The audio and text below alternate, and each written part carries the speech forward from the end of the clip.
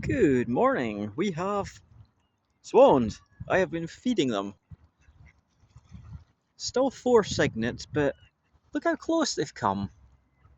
You can really see all their white feathers coming in. The grey ones have just about gone.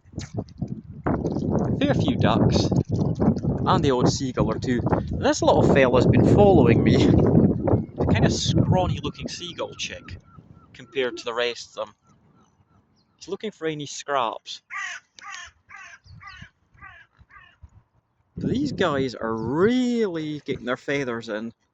Won't be long till they fly away now.